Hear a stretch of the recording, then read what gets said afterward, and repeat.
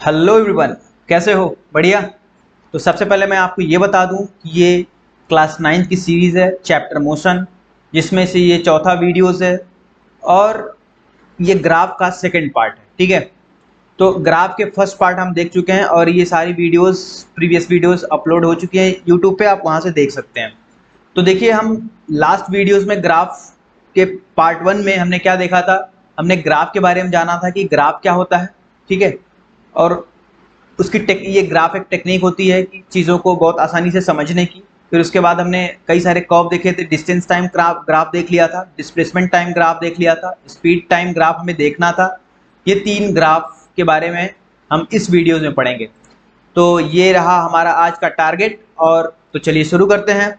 तो welcome to this channel and my name is Kartikeya. So let's get start. देखिए, आज का हमारा टॉपिक है स्पीड टाइम ग्राफ। ठीक है, यह है speed time graph. Speed time graph में कितने तरह के वेराइटीज होती हैं, कौन कौन से ग्राफ बन सकते हैं, पहले ये देख लेते हैं। पहले तो ग्राफ बनाने से पहले ग्राफ कैसे बनता है ये तो मैं बता चुका हूँ प्रीवियस वीडियोस में कि हमें एक कोऑर्डिनेट सिस्टम की ज़रूरत होती है। एक कोऑर्डिनेट सिस्टम की ज़रूरत होती है, एक हमें एब्सिसा की ज़रूरत होती है, ऑर्डिनेट की ज़रूरत होती है। वहाँ से हमें पॉइंट को वहाँ पे शो करते हैं, डिनोट करते हैं। फिर उसके बाद कई सारे पॉइंट्स को, फिर उनको सारे पॉइंट्स को जोड़ने के बाद जो हमारा कर्व आता है वो हमारा प्लॉट होता है। ठीक है, ये तो हमने प्रीवियस वीडियोस में देख लिया था। और इस वीडियो में देखेंगे कि क्या देखेंगे इस वीडियोस में हम स्पीड टाइम ग्राफ और बाकी और भी जो ग्राफ में वेलोसिटी टाइम और एक्सेलरेशन टाइम इस वीडियोस में देखेंगे।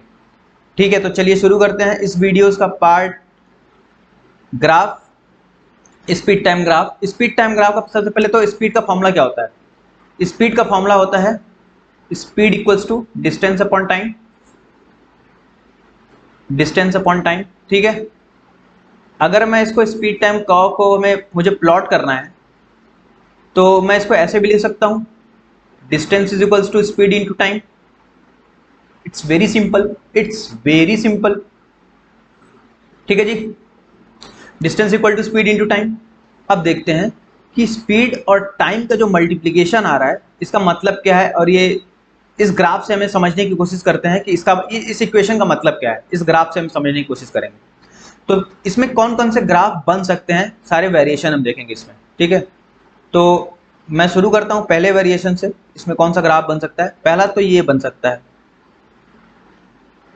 ये हमने एब्सिसा बना दिया, हमने ऑर्डिनेट बना दिया।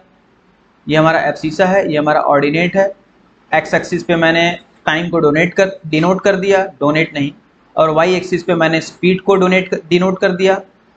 ठीक है, टी इक्वल्स टू जीरो पे मान लेते हैं, केस ले लेते हैं, टी इक्वल्स टू जीरो पे, at T equals to zero हमारा पॉइंट यहाँ कहीं है। मतलब ये स्पीड कुछ ये रहा होगा at T equals to zero पे, at T equals to zero पे ये कुछ स्पीड रहा होगा मान लेते हैं। हमने कोई मान लेते हैं, ये फॉर एग्जांपल ये कोई कार है। ठीक है, ये कार अपने 30 मीटर पर सेकेंड की स्पीड से ट्रेवल कर रही है, सिंपल है। तो कुछ टाइम के बाद ये कांस्टेंट स्पीड इसकी 30 मीटर पर सेकेंड ही रहने वाली है। अगर कुछ वेलोसिटी में या स्पीड में एक्सेलरेशन में कोई चेंजेस नहीं हुए हो तो स्पीड बिल्कुल कांस्टेंट है। तो कुछ टाइम के बाद हमने यहाँ से ऑब्जर्व करना शुरू किया, कार को हमने यहाँ से ऑब्जर्व करना शुरू किया। तो जब यहाँ से ऑब्जर्व करेंगे तो टी इक्वल्स टू जीरो पे हमने देखा कि इसकी स्पीड कितनी है, 30 मीटर पर सेकेंड। जो हमारा ऑब्जर्वेशन पॉइंट है वही हमारा टी इक्वल्स टू जीरो है। हो सकता है मैं टी इक्वल्स टू 4 पे जाके ऑब्जर्व करना शुरू कर दूं, तो टी इक्वल्स टू 4 मेरे लिए टी इक्वल्स टू 4, ऑब्जर्वर के लिए टी इक्वल्स टू जीरो का काम करेगा। मतलब टी इक्वल्स टू जीरो का मतलब है कि आप इसका initial point, T equals to zero का मतलब है इनिशियल पॉइंट। ठीक है, तो यहां से ये ऑब्जर्व करना शुरू करेगा, observer T equals to zero पे। तो मैं यहां से ऑब्जर्व करना शुरू करता हूं टी इक्वल्स टू जीरो पे। मैं देख रहा हूं कि इसकी स्पीड कुछ इस तरह से, कुछ यूं है। मान लेते हैं ये है 20 मीटर पर सेकेंड।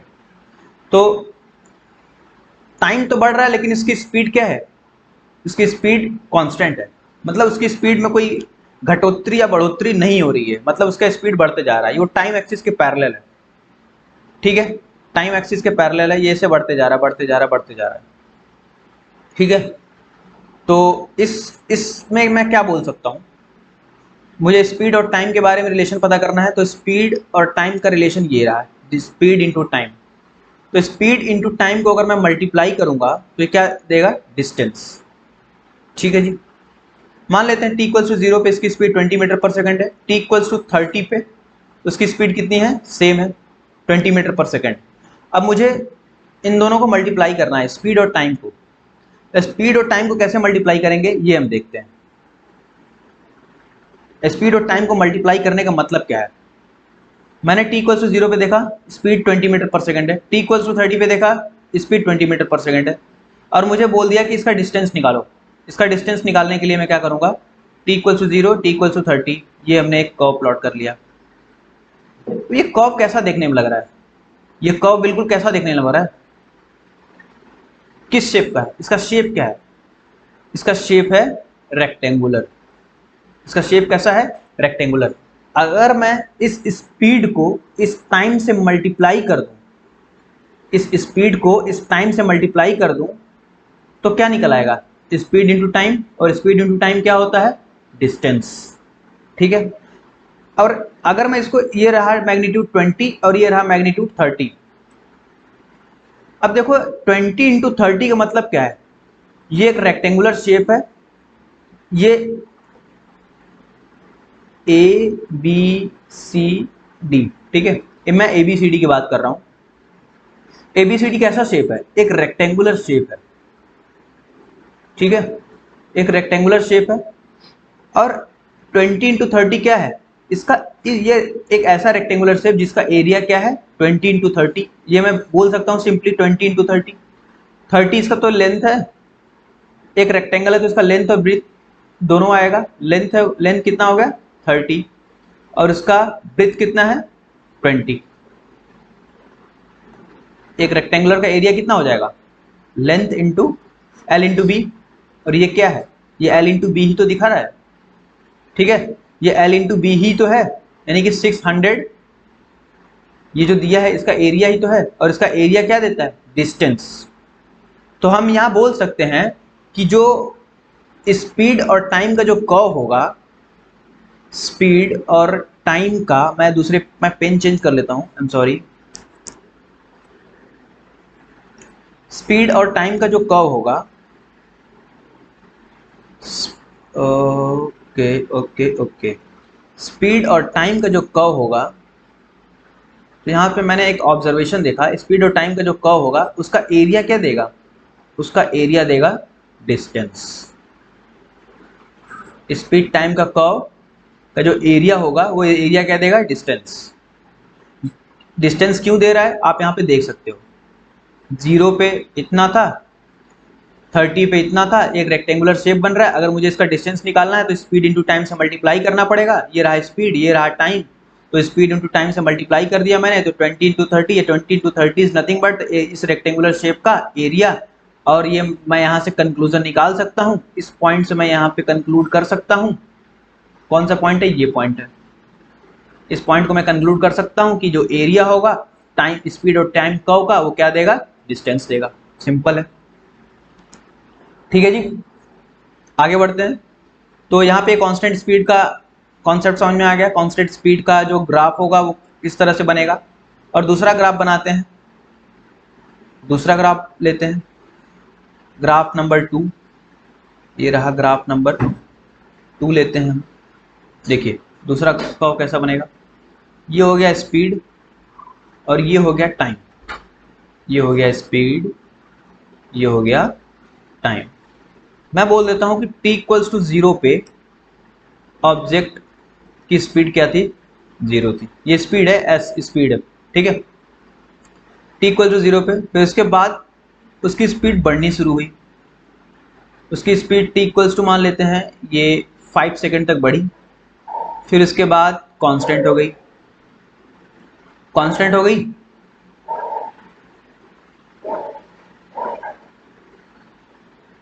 फिर उसके बाद क्या हुआ, फिर उसके बाद क्या हुआ, ये t इक्वल्स टू 10 सेकंड तक कांस्टेंट रही। ये स्पीड यहाँ से बढ़नी, ये बढ़ी, ये देख रही है बढ़ती हुई स्पीड। फिर यहाँ से ये कांस्टेंट हो गया। फिर कांस्टेंट होने के बाद उसकी स्पीड क्या हो गई, मान लेते हैं घट गई, ये रही उसकी स्पीड t इक्वल्स टू 20 पे। इसको भी रहने देते हैं, इस कर्व को हम थर्ड पार्ट में देख लेंगे, ठीक है। इसके पहले हम सेकंड, इसको मैं थर्ड बोल देता हूँ, पहले मैं सेकंड बता देता हूँ सेकंड कर्व कैसा होना चाहिए। ये थोड़ा सा एडवांस वर्जन हो गया, उसके पहले हमें ये चीज़ जाननी जरूरी है। ये हो गया टाइम, ये हो गया स्पीड, ये हो गया ये कर्व। अब देखो हमने फॉर्मूला क्या पढ़ा है, distance equals to speed into time. Speed into time का, स्पीड इनटू टाइम का जो एरिया होगा वो क्या देगा, डिस्टेंस। एरिया क्या देगा, डिस्टेंस। t इक्वल्स टू 0 पे स्पीड 0, मान लेते हैं ये t इक्वल्स टू 10 सेकेंड है, ये s equals to 40 metre per second है, ठीक है, 40 मीटर पर सेकेंड।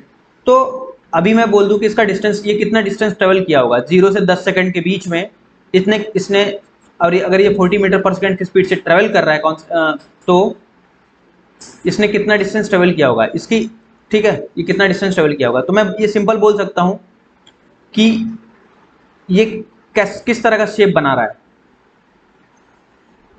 ये आप देख सकते हैं यहाँ पे, ये शेप किस तरह का बन रहा है। ये पॉइंट है, मुझे इस पॉइंट पे, इस पॉइंट यहाँ से यहाँ तक गया वो, तो मुझे इनके बीच का डिस्टेंस निकालना है, इसने कितना डिस्टेंस ट्रेवल किया होगा। ये कांस्टेंट तो यहाँ से, कांस्टेंट तो स्पीड 40 मीटर है नहीं, यहाँ से स्पीड भी इसकी बढ़ रही है और टाइम भी बढ़ रहा है। तो मैं कैसे कैलकुलेट करूँगा कि उसका एरिया क्या होगा, उसका डिस्टेंस क्या होगा। आप यहाँ से देख सकते हैं ये t इक्वल्स टू 0 पे इतना था, फिर उसके बाद यहाँ से ऐसे इस तरह से बढ़ना शुरू हुआ, इस तरह से बढ़ना शुरू हुआ, और कहाँ तक गया ये t इक्वल्स टू 10 तक। ये रहा कर्व, ये कर्व रहा आपका। इसको मैं अगर O बोल दूं, इसको A बोल दूं, और इस पॉइंट को मैं B बोल दूं, तो किस तरह का शेप बना रहा है, ट्रायंगुलर फॉर्म का शेप है। मुझे डिस्टेंस निकालना है, तो डिस्टेंस निकालने के लिए मैं क्या करूंगा, एरिया निकालूंगा। तो एरिया निकालने के लिए क्या करूंगा, मुझे एरिया निकालने के लिए, एरिया ऑफ ट्रायंगल क्या होता है, एरिया ऑफ ट्रायंगल क्या होगा, हाफ बेस इंटू हाइट, ठीक है, हाफ बेस इंटू हाइट। मुझे ये बेस चाहिए, मुझे ये हाइट चाहिए, मैं बेस क्या लिखूँ, हाफ तो हाफ ही होगा, बेस क्या होगा 10 माइनस 0, फाइनल माइनस इनिशियल, ठीक है, 10 माइनस 0 इसका बेस हो जाएगा, और हाइट क्या होगा, यही हाइट होगा। हाइट ए पॉइंट पे स्पीड कितनी है 40 मीटर पर सेकंड, टी इक्वल टू 0 पे कितनी है 0, तो ये 40 माइनस 0 कितना हो जाएगा, हाफ इंटू 10 इंटू 40, ये हो जाएगा 200 क्या मीटर, किलोमीटर क्या होगा मीटर, क्योंकि ये तो मीटर पर सेकंड में और ये सेकंड में मल्टीप्लाई होगा तो मीटर हो जाएगा, ठीक है। ये उतना इसने, ऑब्जेक्ट ने इतना डिस्टेंस ट्रेवल किया 200 metre from point O to point A, ठीक है। ये हो गया इसका डिस्टेंस ट्रेवल। अगर मैं ये सिंपल बोल दूं, अगर मैं इस कर्व को मैं थोड़ा सा चेंज कर देता हूं, थोड़ा सा, बहुत थोड़ा सा शेप में चेंज कर देता हूं।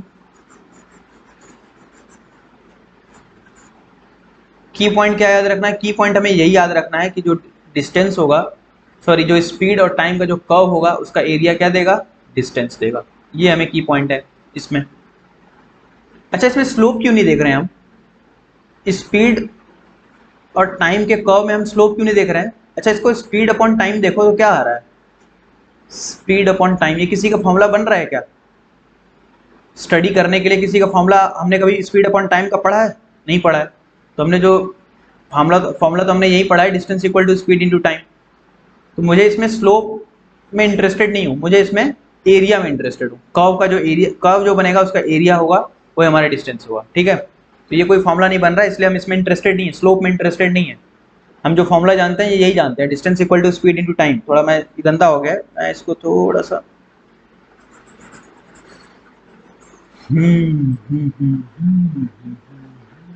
ये रहा, distance equals to speed into time. ये क्या है, क्या है ये एरिया है। अच्छा, ये रहा अरे यार ये तो कुछ और ही बन गया।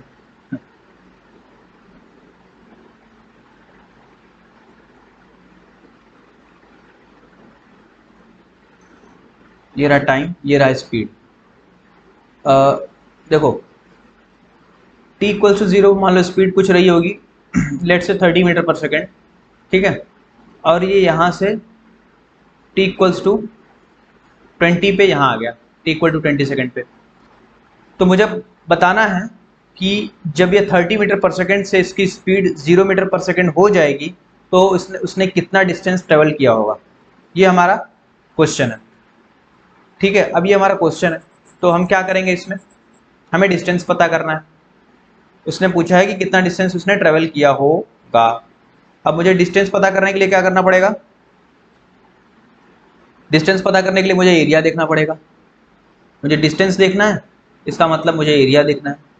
एरिया देखना है, उससे पहले मुझे शेप देखना पड़ेगा, वो किस शेप का है, तभी तो मुझे एरिया पता होगा। शेप में कुछ भी हो सकता है, ट्रायंगुलर हो सकता है, रेक्टेंगुलर हो सकता है, ट्रेपेजियम हो सकता है, सर्कल, कुछ भी हो सकता है यार, कुछ भी हो सकता है। तो मुझे देखना पड़ेगा उसका शेप किस फॉर्म में, किस तरह का है। तो मैं शेप कैसे देखूंगा, टी इक्वल्स टू 0 पे देखूंगा, इसकी स्पीड यहाँ है। टी इक्वल्स टू 20 पे इसकी स्पीड यहाँ है, तो यहाँ से यहाँ ये हो गया। इसका एरिया क्या होगा, ये होगा।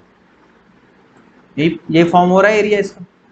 अब इसका ट्रायंगल का एरिया हमें पता ही है, हाफ बेस इंटू हाइट।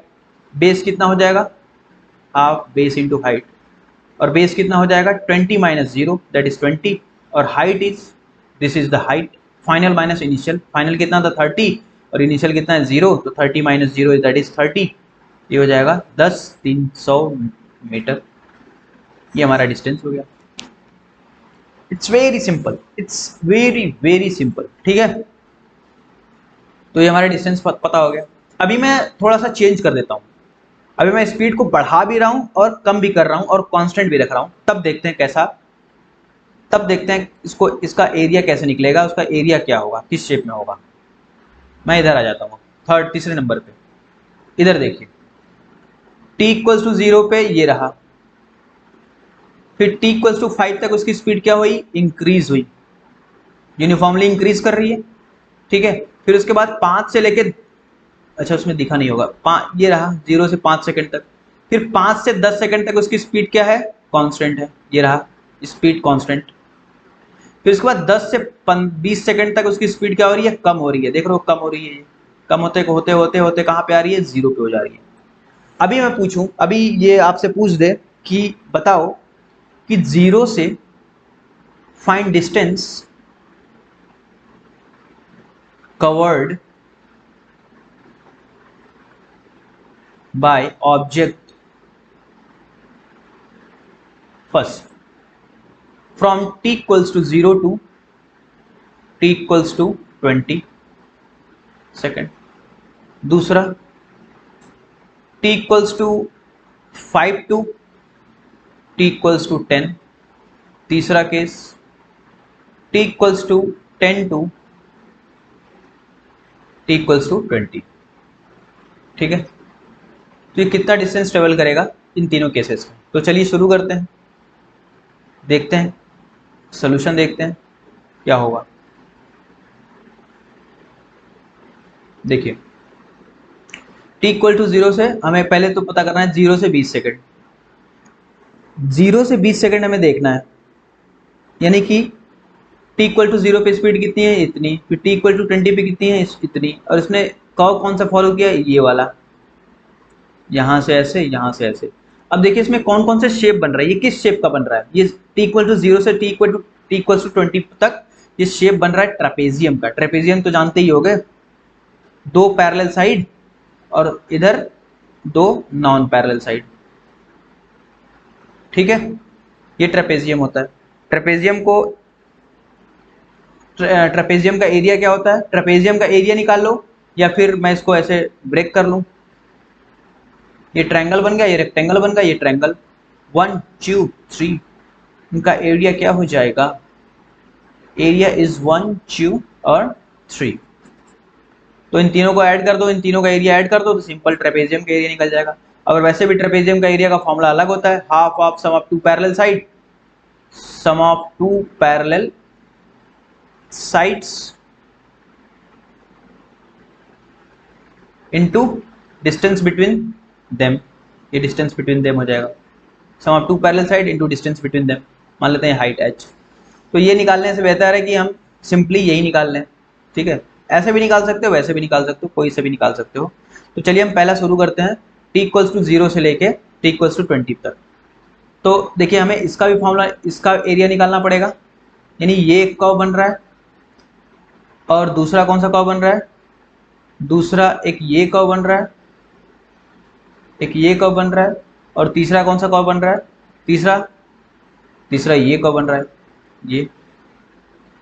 ये तो हो गया ट्रायंगल, ये हो गया रेक्टेंगल, ये हो गया ट्रायंगल। तो मैं आराम से निकाल सकता हूँ। तो जैसे मुझे पहले इसका एरिया निकालता हूँ, किसका, दिख ही नहीं रहे, इसका एरिया निकालता हूँ, इस ट्रायंगल का एरिया निकालता हूँ, ओ ए, मैं नाम देता हूँ ओ ए बी सी डी ई। तो मैं पहले ओ ए ई का निकालता हूँ, ओ ए ई, क्या हुआ, ओ ए ई, ट्रायंगल ओ ए ई। ट्रायंगल का एरिया क्या होता है, half base into height.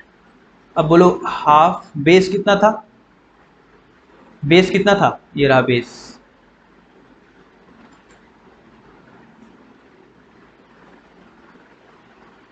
Base कितना था, कहाँ गया वो, अरे कहाँ गए भाई,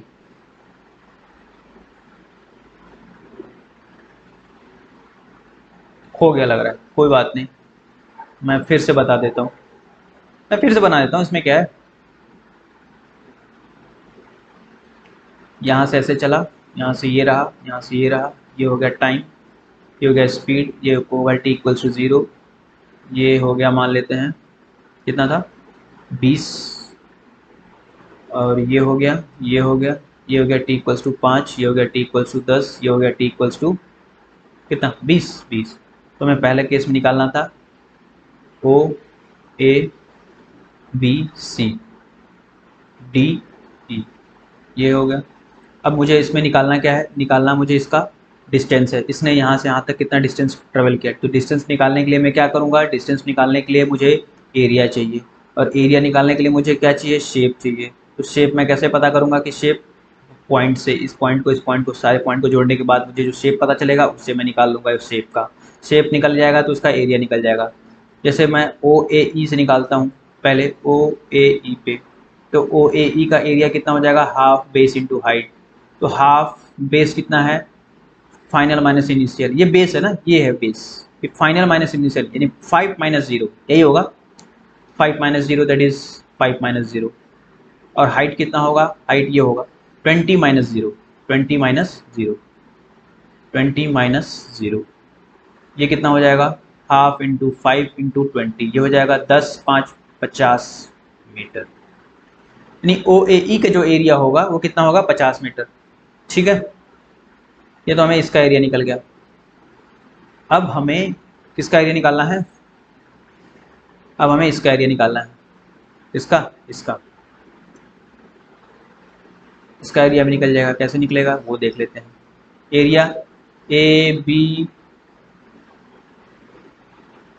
ई डी या A B D E, A B D E, ये कौन सा शेप बन रहा है, ये बन रहा है रेक्टेंगुलर, रेक्टेंगुलर शेप बन रहा है जिसका लेंथ कितना है, लेंथ है ये 5 से 10, यानी कि final minus initial is to 5, और ये हाइट कितना हो जाएगा इसका, यानी विड्थ कितना हो जाएगा 20 - 0, 20 - 0 दैट इज 20।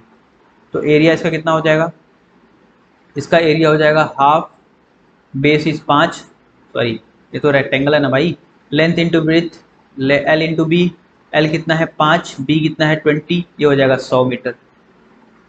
तो यहाँ से 5 से 10 सेकंड तक आने में उसने कितना डिस्टेंस ट्रेवल किया होगा, 5 से 10 सेकंड तक आने में उसने कम से कम कितना डिस्टेंस, कम से कम नहीं एग्जैक्टली 100 मीटर ही ट्रेवल किया होगा।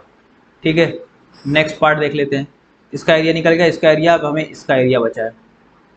तो ट्रायंगल ये है बी सी डी, इसका एरिया कितना हो जाएगा, हाफ बेस इंटू हाइट, और हाफ बेस, बेस कितना है 20 फाइनल माइनस इनिशियल, ये रहा बेस।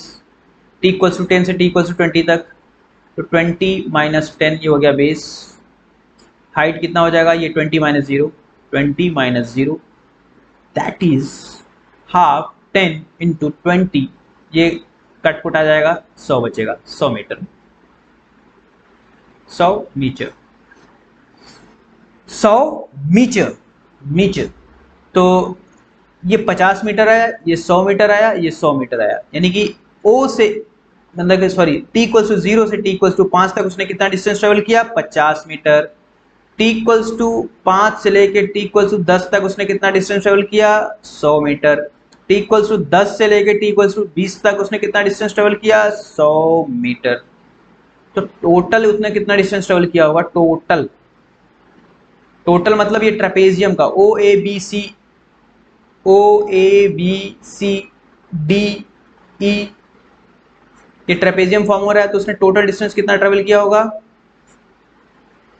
ये ट्रायंगल का एरिया, ट्रायंगल का एरिया, रेक्टेंगल का एरिया, तीनों का एरिया जोड़ दो, तीनों का एरिया जोड़ दो, 1 प्लस 2 प्लस 3, ये 1 हो गया, ये 2 हो गया, ये 3 हो गया, तो 1 प्लस 2 प्लस 3 कर दो, 50 प्लस 100 प्लस 100, ये हो जाएगा 250 मीटर, 250 मीटर, ये आपका टोटल डिस्टेंस कवर्ड हो जाएगा। समझा क्या, 250 मीटर डिस्टेंस ट्रेवल्ड हो गया फ्रॉम पॉइंट O से लेके C तक आने में, t इक्वल्स टू 0 से लेके t इक्वल्स टू 20 सेकेंड तक जो उसने जो भी स्पीड बढ़ाई कम की एक कांस्टेंट रखी, उन टोटल उसने कितना डिस्टेंस ट्रेवल किया, 250 मीटर। समझ में आ गया। मुझसे पूछता कि अगर 0 से 5 तक उसने कितना डिस्टेंस ट्रेवल किया, तो 50 मीटर, 5 से 10 में 100 मीटर, और टोटल 10 से, अच्छा 10 से 20 में उसने कितना, 100 मीटर, और टोटल उसने कितना, 250 मीटर। ठीक है, आई होप ये आपको स्पीड टाइम ग्राफ समझ में आ गया होगा। ठीक है, और इसमें स्पीड टाइम ग्राफ में और कोई वेरिएशन नहीं बनते, तो मुझे इसमें की पॉइंट क्या लेना है, की पॉइंट इसमें ये रखना है कि जो की पॉइंट मैं लिख देता हूं बहुत ही प्यार से, ये रहा की पॉइंट आपका, स्पीड टाइम, ये की पॉइंट 5 स्टार लगा लो, जो जितने स्टार लगाने हैं। स्पीड टाइम ग्राफ में हमें क्या देखना है, गिव्स, अगर एरिया उसका होगा तो क्या देगा, area gives distance, speed time graphs area gives distance. ठीक है जी, आई होप ठीक होगा। अब हम आगे बढ़ते हैं, नेक्स्ट कर्व है हमारा वेलोसिटी टाइम ग्राफ। अब वेलोसिटी टाइम ग्राफ के बारे में हम देखते हैं कि ये क्या होता है। वेलोसिटी टाइम ग्राफ मतलब कि वेलोसिटी और टाइम के बीच का कुछ रिलेशन होगा इसमें, ग्राफ में यही देख रहे हैं भाई, यानी कि y एक्सिस पे वेलोसिटी होगी, x एक्सिस पे टाइम होगा, यही होगा। तो उससे पहले हम देखने से पहले हम इसका फॉर्मूला लिख लेते हैं। वेलोसिटी और टाइम में कुछ रिलेशन आ रहा है याद, बिल्कुल बिल्कुल याद आ रहा है, कौन सा, एक्सेलरेशन का। Acceleration is equals to change in velocity upon change in what, change in time. ठीक है, यानी कि ये कुछ ये दिख रहा है चेंज इन वेलोसिटी, यानी ये कुछ y एक्सिस दिख रहा है, यानी कि ये y2 माइनस y1 दिख रहा है, और ये x एक्सिस पे कुछ चेंज दिख रहा है, यानी कि ये x2 माइनस x1 दिख रहा है ना, ये दिख रहा है। यानी कि इसका मतलब ये है कि मुझे कुछ, ये जो एक्सेलरेशन होगा ये कुछ y2 माइनस y1 होगा इस वेलोसिटी में, या मैं इसको ये बोल दूं v2 माइनस v1 होगा, और नीचे होगा t2 माइनस t1, और इसका क्या दे रहा होगा, ये क्या है, ये y अपॉन x है, y अपॉन x क्या देता है, स्लोप। इसका मतलब ये है, मैं ये बोल सकता हूं कि जो वेलोसिटी टाइम ग्राफ है, ये वेलोसिटी टाइम ग्राफ का जो स्लोप होगा वो क्या देगा, एक्सेलरेशन। क्या देगा, एक्सेलरेशन, एक्सेलरेशन, एक्सेलरेशन नहीं एक्सेलरेशन, त्वरण, इसको त्वरण बोलते हैं हिंदी में मेरे ख्याल से। तो ये एक्सेलरेशन देगा। ठीक है, ठीक है जी। अब देखते हैं इसमें कौन कौन से कर्व बन सकते हैं। पहले तो देखा है कि यूनिफॉर्म मोशन के लिए कौन सा ग्राफ बनेगा। ठीक है, यूनिफॉर्म मोशन का मतलब क्या होता है? कांस्टेंट। कांस्टेंट क्या? कांस्टेंट क्या? कांस्टेंट।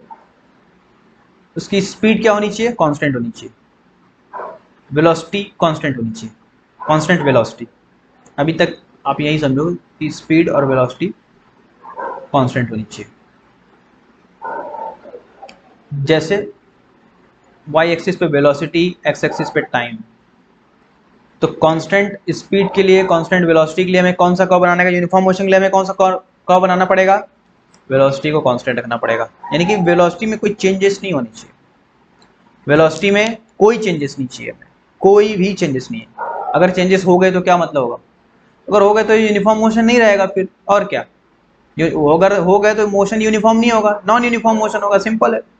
तो यहाँ पे वेलोसिटी में कोई चेंजेस नहीं है। टी इक्वल्स टू 0 पे भी वेलोसिटी v है, मान लेते हैं, मान ले 20 मीटर पर सेकंड है, और टी इक्वल्स टू 10 पे भी 20 मीटर पर सेकंड है।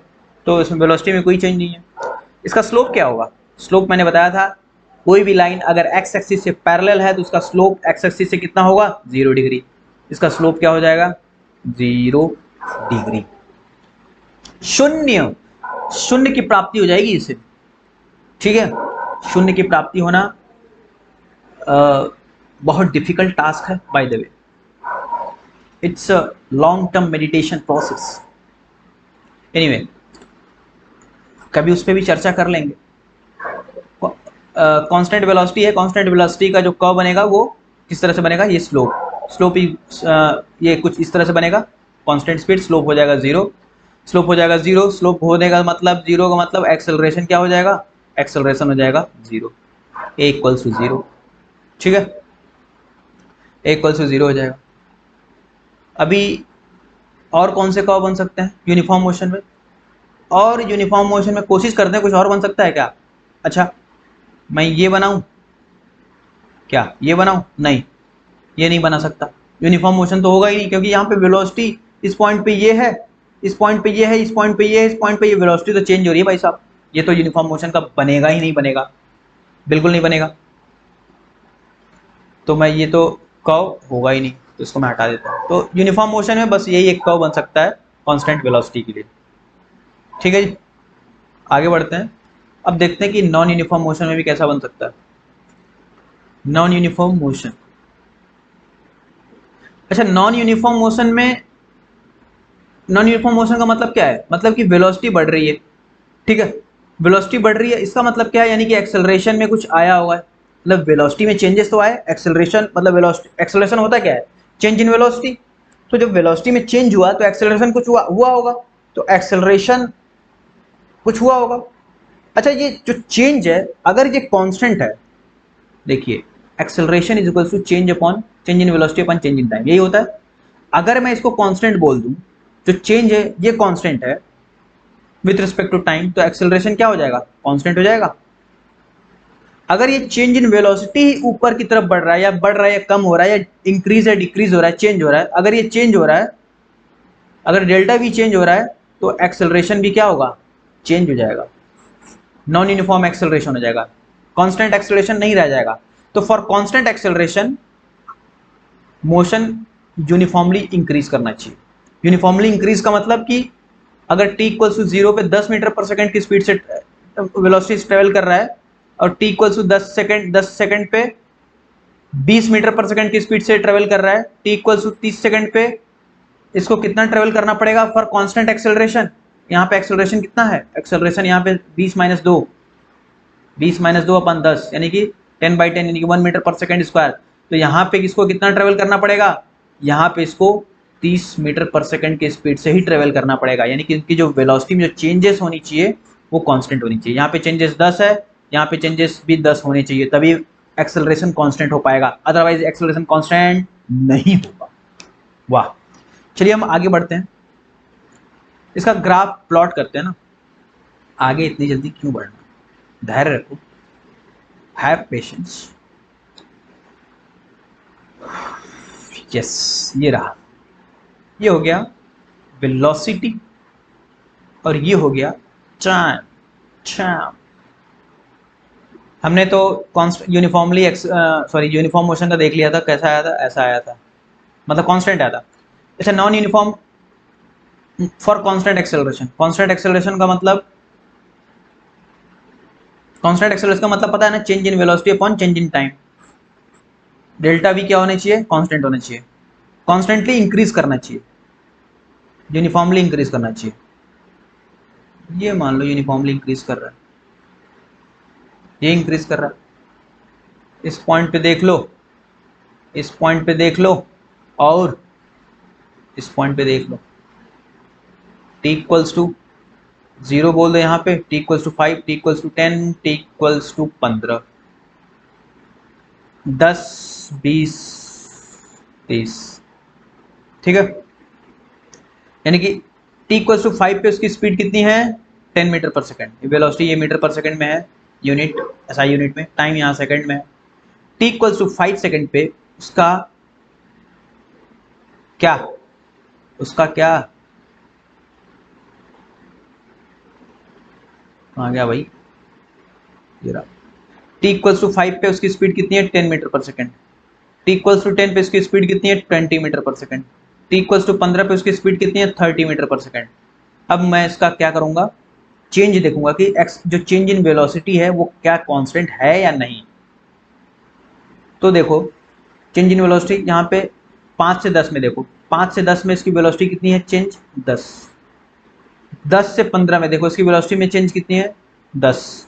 0 से 5 में देखो इसकी वेलोसिटी में चेंज कितनी है, 10। यानी कि इसकी वेलोसिटी में जो चेंज है वेलोसिटी नहीं, जो चेंज है वो कांस्टेंट है। तो मैं सिंपली बोल सकता हूँ कि एक्सेलरेशन कांस्टेंट है, ठीक है। अभी देखो, ये एक स्ट्रेट लाइन कर्व है, ये स्ट्रेट लाइन ही है, मान लो, सपोज कर लो, थोड़ा सा मैं ऐसे बन नहीं रहा है स्ट्रेट लाइन, ये स्ट्रेट लाइन कर्व है। तो इसका स्ट्रेट लाइन कर्व का स्लोप आएगा कुछ थीटा, तो हर पॉइंट पे थीटा क्या होगा, कांस्टेंट होगा। क्यों कांस्टेंट होगा, क्योंकि कांस्टेंट एक्सेलरेशन है, क्योंकि वेलोसिटी में चेंजेस कांस्टेंट है। तो जो स्लोप होगा उसका फॉर्मूला कहीं लिखा था ना मैंने, फॉर्मूला कहाँ लिखा था, ये यहाँ लिखा था। जिसका स्लोप होगा वो क्या देगा, एक्सेलरेशन। तो इसका जो स्लोप होगा, वेलोसिटी टाइम का जो स्लोप होगा वो क्या देगा, एक्सेलरेशन, और वो एक्सेलरेशन कांस्टेंट होगा। क्यों, क्योंकि उसका जो स्लोप है वो हर जगह कांस्टेंट है। Slope is constant, slope is constant, hence acceleration is also constant नियतांक, ठीक है। ये हो गया कांस्टेंट एक्सेलरेशन के लिए। अच्छा, वेरिएबल एक्सेलरेशन के लिए भी बन सकता है क्या, बिल्कुल बन सकता है भाई साहब, बिल्कुल। कैसे, वो देखो। अच्छा, वेरिएबल एक्सेलरेशन का मतलब क्या होगा, ये acceleration is equals to change in velocity upon change in time. क्या फॉर्मूला चेंज होगा क्या, नहीं, फॉर्मूला बिल्कुल चेंज नहीं होगा।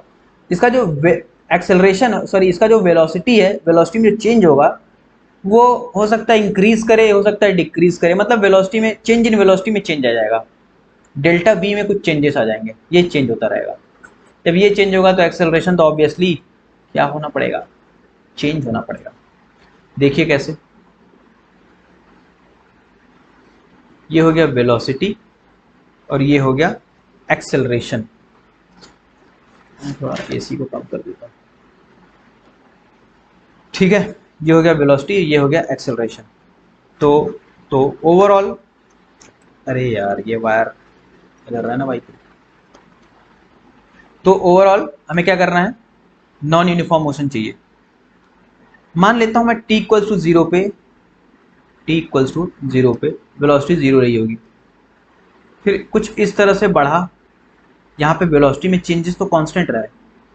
अब उसके बाद क्या हुआ, अब उसके बाद वेलोसिटी हो गई लेट से कांस्टेंट, ठीक है, कांस्टेंट हो गई। अभी क्या हुआ, वेलोसिटी कम होनी शुरू हो गई। तो मैं ओवरऑल जो बोलूँगा t इक्वल्स टू मान लो 30 है, t इक्वल्स टू 0 से t इक्वल्स टू 30 तक वेलोसिटी में चेंज कांस्टेंट था, फिर उसके बाद वेलोसिटी में चेंज 0 हो गया, फिर उसके बाद वेलोसिटी में चेंज कम होने लगा। तो ओवरऑल मोशन कैसा होगा, ओवरऑल जो मोशन होगा वो नॉन, ये वेरिएबल एक्सेलरेटेड का मोशन होगा, वेरिएबल एक्सेलरेशन का मतलब एक्सेलरेशन उसका बढ़ रहा है। पहले यहाँ पे देखो स्लोप क्या है, ये रहा स्लोप पॉइंट ए से, मैं कलर चेंज कर लेता हूँ ना यार, ये कलर, ये पॉइंट ए से पॉइंट बी, ये पॉइंट सी, ये पॉइंट डी लेते हैं। पॉइंट ए से बी में क्या हो रहा है, एक्सेलरेशन, पॉइंट ए से बी में एक्सेलरेशन तो कांस्टेंट है, पॉइंट ए से बी में एक्सेलरेशन कांस्टेंट है, लेकिन पॉइंट बी से सी में एक्सेलरेशन क्या हो गया, स्लोप हो गया जीरो, तो एक्सेलरेशन हो जाएगा जीरो। एक्सेलरेशन यहाँ पे कांस्टेंट था, यहाँ पे जीरो हो गया। अभी मैं सी से डी की बात करूं तो एक्सेलरेशन कैसा होगा, ये स्लोप हो रहा है, स्लोप है कैसा, नेगेटिव, मतलब ये नीचे की तरफ आ रहा है, वेलोसिटी में कमी आ रही है, तो एक्सेलरेशन क्या हो जाएगा, नेगेटिव हो जाएगा, मतलब कांस्टेंट होगा, नेगेटिव होगा, कांस्टेंट बोल सकता हूं मैं। यहाँ पे मान लेते हैं कुछ a1 रहा होगा, यहाँ पे कुछ a2 हो गया, और यहाँ पे इक्वल टू जीरो, तो आप देख रहे हो ए से बी में एक्सेलरेशन a1 था, बी से सी में जीरो हुआ, सी से डी में जीरो, a2 हो गया, तो यहाँ पे एक्सेलरेशन क्या हो रहा है, चेंज हो रहा है, वेरिएबल एक्सेलरेशन, वेरिएबल एक्सेलरेशन, तो वेरिएबल एक्सेलरेशन। और जब वेरिएबल एक्सेलरेशन है तो इसका ग्राफ प्लॉट बन जाएगा, ये वेरिएबल एक्सेलरेशन का, नॉन यूनिफॉर्म एक्सेलरेटेड मोशन का। ठीक है, ठीक है, ठीक है, ठीक है, ठीक है, ठीक ठीक। और कुछ बचा इसमें, एक ग्राफ और देख लेते हैं इसमें, सिंपल है, ये टाइम हो गया, ये वेलोसिटी हो गया। अगर मैं बोलूँ टी इक्वल्स टू जीरो पे कुछ वेलोसिटी ये रही होगी, मान लो 40 मीटर पर सेकेंड, यहाँ से ये ऐसे आ गया, तो इसका मतलब क्या है, इसका इस पॉइंट यहाँ से ए से बी आने का मतलब क्या है, ये ए हो गया, ये बी हो गया, ए से बी आने का मतलब इसकी वेलोसिटी में कमी आ रही है, वेलोसिटी में कमी आ रही है, वेलोसिटी में कमी आ रही है, कमी आ रही है, लेकिन इसका स्लोप क्या है, कांस्टेंट है, उसका स्लोप कांस्टेंट है। वेलोसिटी में कमी आ रही है मतलब उसका एक्सेलरेशन कम हो रहा है ना, उसका एक्सेलरेशन कम हो रहा है, तो उसका जो एक्सेलरेशन होगा वो नेगेटिव आएगा, नीचे की तरफ आएगा। स्लोप होगा उसका कैसा होगा, नेगेटिव होगा, स्लोप कैसा होगा, नेगेटिव। यानी एक्सेलरेशन नेगेटिव का मतलब क्या हो जाएगा, रिटार्डेशन। रिटार्डेशन हम लास्ट वीडियोस में देख सकते हैं, अगर आपको देखना है तो आप सर्च कर लो, chapter physics, chapter motion physics class 9 observe physics मिल जाएगा। रिटार्डेशन यहाँ पे क्या हो रहा है, रिटार्डेशन हो रहा है, एक्सेलरेशन नेगेटिव है, तो सिंपली है। अच्छा, इस पे हम एक क्वेश्चन कर लेते हैं, क्वेश्चन देख लेते हैं क्या है। एक सिंपल, इट्स वेरी सिंपल, मुझे इसका क्या चाहिए, मुझे इसका acceleration is equals to change in velocity upon change in time. मान लेते हैं ये रहा होगा, फिर यहाँ से ये रहा होगा, फिर यहाँ से ये रहा होगा, फिर यहाँ से क्या रहा होगा, यहाँ से ये रहा होगा, कुछ इस तरह से रहा होगा, फिर उसके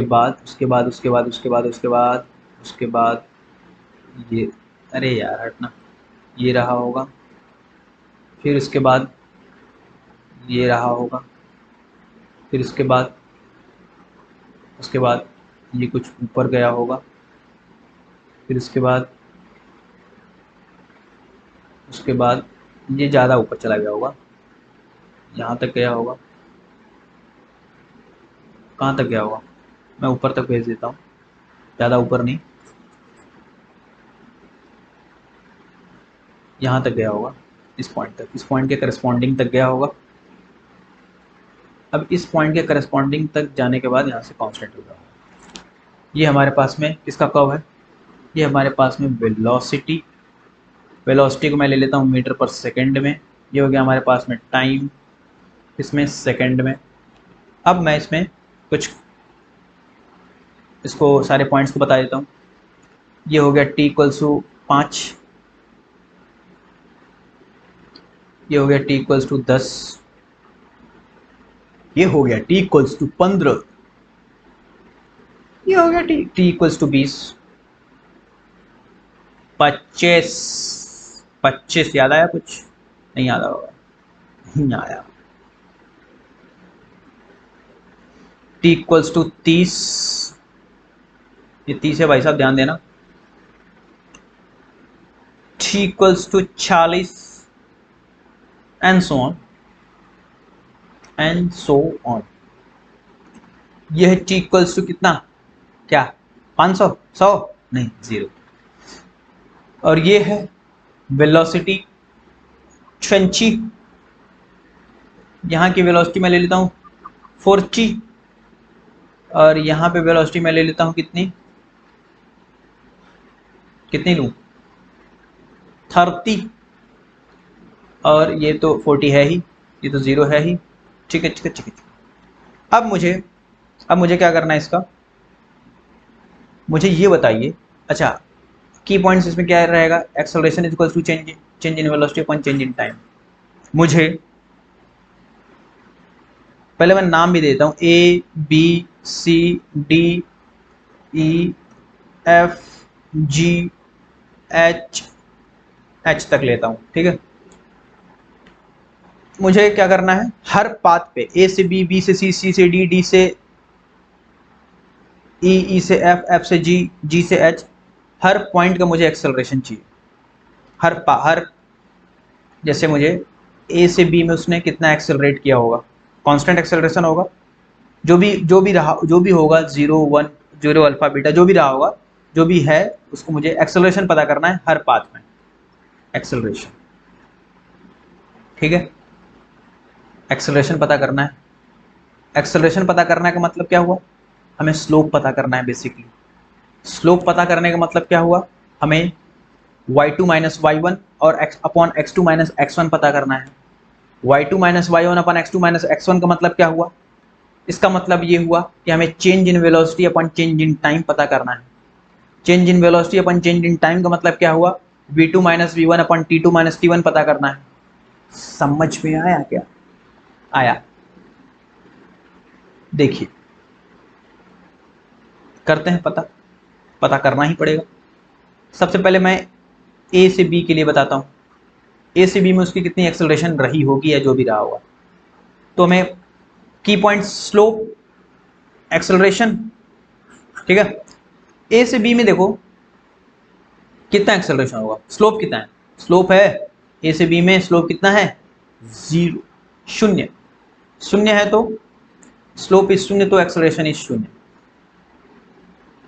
बी से सी में बताओ, बी से सी में change in velocity v2 minus v1 upon t2 minus t1, v2 minus v1 upon t2 minus v1, this is the slope, तो v2 minus v1 40 minus 20, 40 minus 20 is upon t2 minus t1, ये रहा t2 भैया।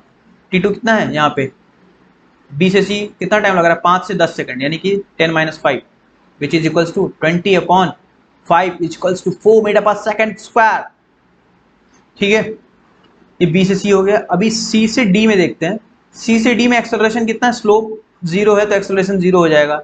चलो आगे बढ़ जाते हैं, D से ई में देखते हैं, डी से ई में कितना एक्सेलरेशन होगा। अच्छा, यहाँ पे वेलोसिटी तो कम हो रही है, या 40 थी, 40 से 0 हो गई 15 से 20 सेकंड में, यानी कि टोटल 5 सेकंड में वेलोसिटी 40 से 0 हो गई। इसका मतलब कि वेलोसिटी में कमी आ रही है, वेलोसिटी में कमी आ रही है, इसका मतलब कि एक्सेलरेशन नेगेटिव होगा। एक्सेलरेशन नेगेटिव होगा तो इसका मतलब ये है कि वो रिटार्डेशन कर रहा है, मतलब कि नेगेटिव एक्सेलरेशन है, मतलब रिटार्डेशन। सिंपल, देखिए v2 minus we one, v2 कितना है, v2 कितना है 0, v1 कितना है 40, t2 कितना है, t2 बताओ ना, t2 यहाँ से यहाँ तक, यहाँ से यहाँ तक इस लाइन में t2 कितना है 20, और t1 कितना है 15, ये कितना हो जाएगा -40 अपॉन 5, यानी कि -8 मीटर पर सेकेंड स्क्वायर। ये क्या है, इसका मतलब ये रिटार्डेशन है। फिर ई से एफ में बताओ, ई से एफ में बता दो भाई। ई से एफ में फाइनल कितना है, फाइनल वेलोसिटी कितनी है, ये ओ भाई साहब, ये वेलोसिटी है ना, तो ये -30 होगी ना, वेलोसिटी नीचे तो -30 आएगा ना, तो फाइनल वेलोसिटी कितनी है -30। इनिशियल कितनी है, इनिशियल इस ई पॉइंट पे इनिशियल कितनी है 0, -0 अपन t2 कितना है, t2 25 -20, ये हो जाएगा -30 upon 5 which equals to -6 metre per second square. E से एफ हो गया। अब क्या बचा, एफ से जी। एफ से जी में कितना है, स्लोप तो कांस्टेंट है, स्लोप कांस्टेंट, सॉरी वेलोसिटी तो कांस्टेंट है, वेलोसिटी कांस्टेंट का मतलब एफ से जी में वेलोसिटी कांस्टेंट का मतलब स्लोप 0, स्लोप 0 का मतलब एक्सेलरेशन 0, एक्सेलरेशन 0। एफ से जी हो गया। जी से एच में देख लेते हैं लास्ट, जी से एच में फाइनल कितना है फाइनल फाइनल फाइनल है 40, इनिशियल कितना है भाई साहब, इनिशियल है -30। Oh my God, final is 40, initial is -30, ये होगा क्या? अरे नहीं भाई साहब, -30 विद साइन आएगा, वेलोसिटी है ना, वेलोसिटी एक वेक्टर क्वांटिटी है, ये डायरेक्शन के साथ आता है, तो ये -30 विद साइन आएगा, यहाँ पे -30 होगा, अपॉन T2 कितना है 40, T1 कितना है 30, 40 - 30 इज 10, ये हो जाएगा 70/10 equals to 7 metre per second square. यानी यहाँ पे एक्सेलरेशन बढ़ना स्टार्ट कर दिया, एक्सेलरेशन कम हो रहा था, अभी एक्सेलरेशन बढ़ना स्टार्ट कर दिया, यानी कि पॉजिटिव एक्सेलरेशन। देखो यहाँ पे एक्सेलरेशन क्या हो रहा है, एक्सेलरेशन 0 है यहाँ पे। अब मैं इसको थोड़ा सा एक कॉन्सेप्ट में इसमें बता देता हूँ। कॉन्सेप्ट क्या है, मतलब इसको मैं रीड करने का तरीका बता देता हूँ। देखो यहाँ पे एक्सेलरेशन कांस्टेंट है, स्लोप कांस्टेंट है, सॉरी वेलोसिटी कांस्टेंट है, तो वेलोसिटी कांस्टेंट का मतलब slope constant, slope 0, acceleration 0, acceleration यहाँ से 0 है, तो यहाँ से एक्सेलरेशन बढ़ रहा है, यहाँ पे एक्सेलरेशन 0 है, यहाँ पे एक्सेलरेशन क्या हुआ, डी से ई आने में कम हो रहा है, एक्सेलरेशन कम हो रहा है, फिर ई से एफ आने में भी एक्सेलरेशन क्या हो रहा है, कम हो रहा है, अभी एक्सेलरेशन क्या हो गया, 0 हो गया, अभी जी से एच जाने में एक्सेलरेशन क्या हो गया, बढ़ने लगा बढ़ने लगा बढ़ने लगा, और फिर उसके बाद एक्सेलरेशन क्या हो गया, 0 हो गया, क्योंकि वेलोसिटी कांस्टेंट हो गई। समझ में आ गया इतना बड़ा ग्राफ को कैसे रीड करना है और कैसे इसको सॉल्व करना है, उसमें एक्सेलरेशन क्या होगा और वेलोसिटी, चेंज इन वेलोसिटी को कैसे, किस तरह से पढ़ाई, उसको कैसे रीड करना है, कैसे स्टडी करना है उसको, ठीक है, कैसे रीड करना। ये हो गया कर्व। नेक्स्ट देखते हैं, नेक्स्ट क्या है, नेक्स्ट है ये very last curve but not least, acceleration time graph. अब एक्सेलरेशन टाइम ग्राफ क्या देता होगा, सोचने वाली बात है क्या, सोचने वाली बात है, बिल्कुल सोचने वाली बात है। सबसे पहले ग्राफ को देखते ही दो रिलेशन है, एक्सेलरेशन और टाइम में, कोई फॉर्मूला याद आ रहा है क्या, अभी अभी पढ़ के आए भाई साहब, acceleration is equals to change in velocity upon change in time. अगर मैं इसको इससे मल्टीप्लाई कर दूं एक्सेलरेशन और टाइम से, तो क्या देगा, चेंज इन वेलोसिटी। ओ भाई, इसका मतलब ये है एक्सेलरेशन टाइम कर्व में उसका जो मल्टीप्लिकेशन, यानी इसका मल्टीप्लिकेशन वहां पे क्या शो कर रहा था, डिस्टेंस, स्पीड टाइम में डिस्टेंस, तो यहाँ पे एक्सेलरेशन टाइम में क्या शो कर रहा है, मल्टीप्लिकेशन एरिया, है ना, एरिया। और यहाँ पे वहाँ पे एरिया क्या था, वहाँ पे मतलब कहाँ पे, किस, अरे यहाँ पे भाई साहब स्पीड था, ये टाइम था, ये था, इसका एरिया क्या दे रहा था, इसका एरिया डिस्टेंस दे रहा था। तो एक्सेलरेशन यहाँ पे एस की जगह ए लग दो, टी के टी तो टी ही रहने दो बस। अब इसका एरिया क्या देगा, इसका एरिया दे देगा कुछ नहीं, क्या, चेंज इन वेलोसिटी दे देगा, ठीक है, चेंज इन वेलोसिटी दे देगा। तो इसमें की पॉइंट क्या है, इसमें की पॉइंट ये है की पॉइंट की A is equals to delta V upon delta T is equals to A into delta T लिख लो या टी लिख लो, एक ही बात है, is equals to change in velocity. यानी कि जो एरिया होगा एक्सेलरेशन टाइम कर्व का वो क्या देगा, चेंज इन वेलोसिटी, वेलोसिटी नहीं, change in velocity, change in velocity.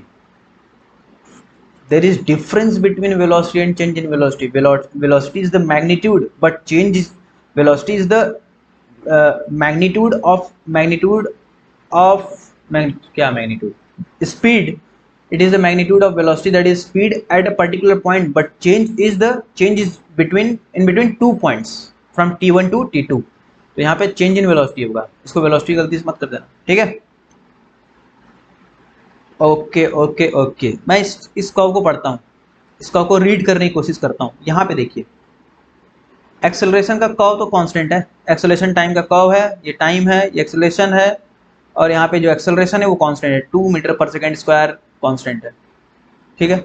जब ये 2 metre per second square constant है, यानी कि कांस्टेंट एक्सेलरेशन है, कांस्टेंट एक्सेलरेशन है, कांस्टेंट एक्सेलरेशन, यानी कि ये यूनिफॉर्मली कांस्टेंट एक्सेलरेशन, ठीक है। कांस्टेंट इसमें जब एक्सेलरेशन कांस्टेंट है तो चेंज इन वेलोसिटी क्या होनी चाहिए, चेंज इन वेलोसिटी क्या होनी चाहिए, कांस्टेंट होनी चाहिए। वेलोसिटी में कोई चेंजेस, वेलोसिटी में चेंजेस होने चाहिए, लेकिन वेलोसिटी में जो चेंजेस होगा वो यूनिफॉर्मली होगा, मतलब वो कांस्टेंट होगा। समझ में आएगा? जैसे t इक्वल्स टू 0 पे, t इक्वल्स टू 4 पे, t इक्वल्स टू 6 पे, 0 4 8 ले लेते हैं। वेलोसिटी 10 थी, यहाँ पे 20 हो गई, यहाँ पे 30 हो गई, तो जो वेलोसिटी में जो चेंजेस है वो कांस्टेंट है।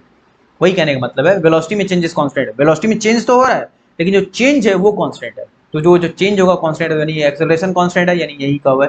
यानी कि ये 2 मीटर पर सेकंड स्क्वायर की स्पीड से घूमे जा रहा है, घूमे जा रहा है, घूमे जा रहा है। घूमने दो उसको, काम ही क्या है। तो ये हमारा क्या दे रहा है, ये हमारा एक्सेलरेशन कांस्टेंट है। अच्छा, अभी मुझे क्या पता मुझे क्या जानना था कि उसमें चेंज इन वेलोसिटी कितनी होगी, चेंज इन वेलोसिटी, है ना। अभी acceleration is equal to change in velocity, हमें इसका एरिया पता करना। अगर मुझे एरिया तो दो दो टाइम के बीच में होगा, मान लेते हैं t इक्वल्स टू 4 से, इस पॉइंट से t इक्वल्स टू 10 पे मुझे पता करना है, क्या पता करना है कि इसका एरिया कितना होगा। तो इसका एरिया ये बना दो, इसके करस्पॉन्डिंग ये पॉइंट, इसके करस्पॉन्डिंग ये पॉइंट, इसको मिलाने वाला कर्व कौन सा बन रहा है, ये रेक्टेंगुलर बन रहा है। और इसका एरिया क्या देगा, ये जो इसका एरिया होगा, इसका एरिया होगा क्या, चेंज इन वेलोसिटी। और ये चेंज इन वेलोसिटी कितना हो जाएगा, चेंज इन वेलोसिटी कितना हो जाएगा, एरिया रेक्टेंगुलर का एरिया कितना हो जाएगा, ये लेंथ इंटू ब्रेथ। तो ये लेंथ कितना हो जाएगा 10 माइनस 4, 10 माइनस 4 इज 6, और ब्रेथ कितना हो जाएगा 2, 12 मीटर पर सेकेंड इसका चेंज है, ठीक है। ये इसका चेंज, चेंज इन वेलोसिटी। अभी हम दूसरे कर्व को देखते हैं। इस कर्व में क्या बात है, खास बात क्या है, बातें तो बहुत, खास बात क्या है, खास बात यह है कि इसका एक्सेलरेशन यूनिफॉर्मली इंक्रीज कर रहा है भाई साहब। Acceleration is uniformly increasing, uniformly increasing. t equals to 0 पे 0 था, t इक्वल्स टू 2 पे कुछ ये रहा, फिर ये रहा, फिर ये रहा, ये रहा। इसका स्लोप कांस्टेंट है, यानी कि वो इंक्रीज कर रहा है, कॉन्स्टेंटली बढ़ते जा रहा है, बढ़ते जा रहा है, बढ़ते जा रहा है, ठीक है। एक्सेलरेशन बढ़ते जा रहा है का मतलब क्या हो गया, एरिया में क्या होता है, एरिया क्या देता है, चेंज इन वेलोसिटी, ठीक है। इसका एक्सेलरेशन बढ़ते जा रहा है, यानी कि वेरिएबल एक्सेलरेशन है। सिंपल कहने का मतलब ये है कि इसका कांस्टेंट एक्सेलरेशन नहीं है, वेरिएबल एक्सेलरेशन है। तो फिर क्या दिक्कत है, कोई दिक्कत नहीं है, तब भी हम चेंज इन वेलोसिटी निकाल सकते हैं। कैसे निकालेंगे, आपको पता है, एरिया से। अगर मैं पूछूं आपसे कि t इक्वल्स टू 4 से t इक्वल्स टू 12 तक उसकी एक्सेलरेशन क्या होगा, सॉरी उसका चेंज इन वेलोसिटी क्या होगा, तो चेंज इन वेलोसिटी निकालने के लिए हमें देखना पड़ेगा, अच्छा ये 80 कर्व है, 80 कर्व है तो उसका एरिया क्या होगा, चेंज इन वेलोसिटी। तो चेंज इन वेलोसिटी निकाल लेंगे। t इक्वल्स टू कहाँ से, मान लेते हैं ये 4 हो गया, ये हो गया 12, ये हो गया एरिया। ओ ये कौन सा शेप बन गया, ये कौन सा शेप बन गया, ये ट्रेपेजियम है भाई साहब, ट्रेपेजियम ही होता है ना ये। ट्रेपेजियम का एरिया क्या होता है, sum of two parallel sides, half of area of trapezium क्या होता है, half of sum of two parallel sides. ये और इसको जोड़ दो, इसको जोड़ोगे, मान लेते हैं, अरे यार इसमें एग्जैक्ट डेटा नहीं दे रखा है ना, मान लो ये यहाँ से मैच कर रहा है, मान लो अगर मैच नहीं कर रहा होगा तो कोई दिक्कत नहीं है, मान लेते हैं, हम मान लेते हैं कि यहाँ से मैच कर रहा है, और ये यहाँ पे वहाँ मैच कर रहा है, करा दें यहाँ पे, मान लेते हैं ये हो जाएगा 1.25, ठीक है। ये पॉइंट हो गया 4,1.25, ये पॉइंट हो गया 12,3.5। तो half of sum of two parallel side, sum of two parallel side यानी इसका साइड और इसका साइड को समेशन, तो इसको मैं ऐड करूंगा, ये हो जाएगा 1.25 प्लस इसको मैं ऐड करूंगा तो कितना हो जाएगा 3.5, 3.5 half of sum of two parallel sides और into distance between this parallel side, distance between this parallel sides कितना हो जाएगा 12 माइनस 4, ये पैरेलल साइड 12 माइनस 4, यही होगा 12 माइनस 4 दैट इज 8। तो ये हो जाएगा is equal to half of 1.25 plus 3.50, इसको ऐड कर दोगे कितना हो जाएगा, ये हो जाएगा 4.75 इंटू 8। अब इसको मैं कैलकुलेट करूंगा, तो कैसे करूंगा कैलकुलेट करके दिखा देता हूँ। ये हो जाएगा 4, यानी कि ये हो जाएगा 4 इंटू 4.75, 4.75। और इसको मैं, गंदा हो गया क्या, मुझे भी पता है, मुझे भी पता है कि ये गंदा हो चुका है, इसलिए मैंने साफ कर लिया ना। देखो 4 इंटू 4.75, ये तो कर ही लोगे यार। 4 4 5 20 2 28 और 30 4 19 19 मीटर पर सेकेंड। इसका क्या है, चेंज इन वेलोसिटी, ट्रेपेजियम का एरिया चेंज इन वेलोसिटी। ठीक है। अच्छा, अगर मैं ट्रेपेजियम का एरिया भूल गया, मुझे याद ही नहीं आ रहा है ट्रेपेजियम का एरिया क्या है, तब मैं कैसे सॉल्व करूंगा, वही तरीका है बताया था। कैसे, इसके पैरेलल एक लाइन कंस्ट्रक्शन कर लो यहाँ से, इसके पैरेलल टी के एक्सिस के बिल्कुल इसको करस्पॉन्डिंग एक पॉइंट यहाँ पे खींच दो, लाइन खींच दो, तो आप देखोगे कि ये एक रेक्टेंगल बन रहा है, ये एक रेक्टेंगल है। कमाल की बात, कमाल की बात है क्या, ये एक रेक्टेंगल है और ये एक ट्रायंगल है।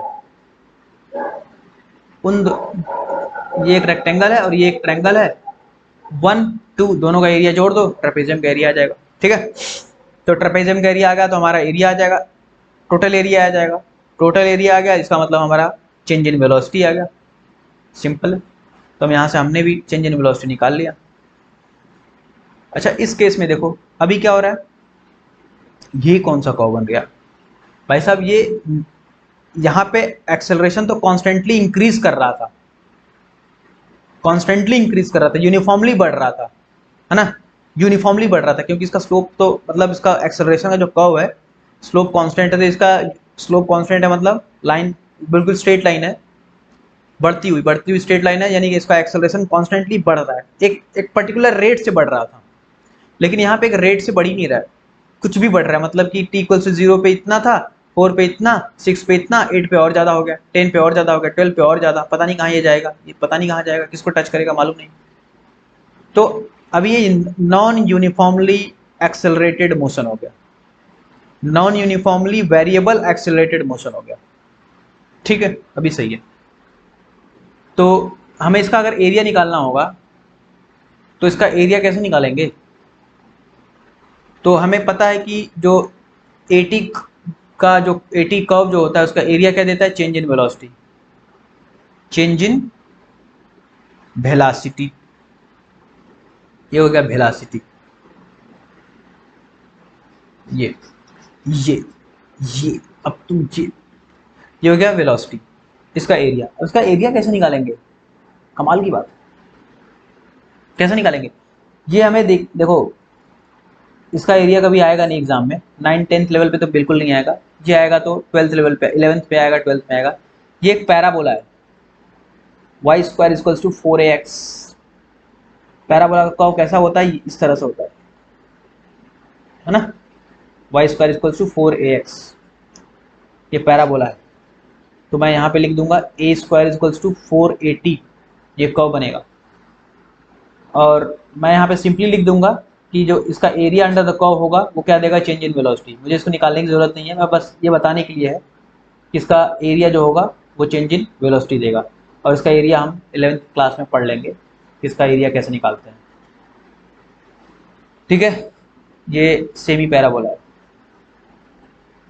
टी के रिस्पेक्ट में इसको इंटीग्रेट करते हैं। एक्चुअली यहाँ से एक छोटा सा एलिमेंट लेके भी इंटीग्रेट कर सकते हैं, यहाँ से इंटीग्रेशन तो आपने पढ़ा नहीं होगा, जाना नहीं होगा, वो हायर क्लासेस में।